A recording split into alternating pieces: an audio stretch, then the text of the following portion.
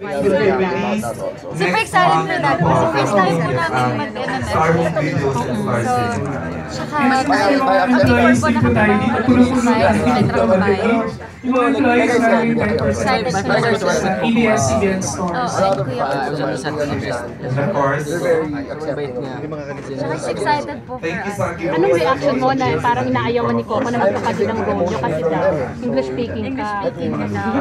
Actually, it has a lot to do with my role. Manay FL, congratulations. Pero sa'yo okay lang ba na kung halimbawa kapalit kayo ng role ni Nadine? Kasi nga mas gusto ni Coco na siya yung kapatid. I think that's what makes it funny. Ay, hindi ko na lang sasabihin. But this one is a comedy naman po.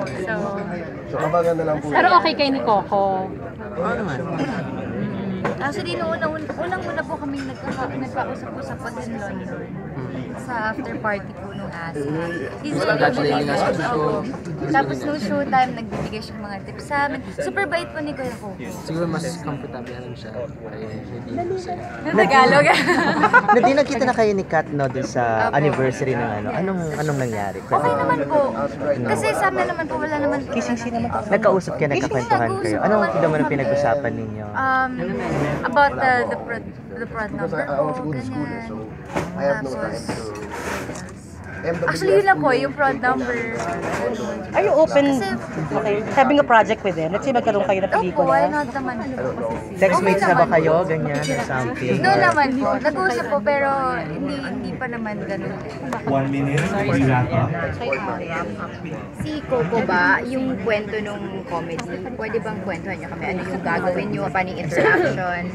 Hirap pa siya mag-English.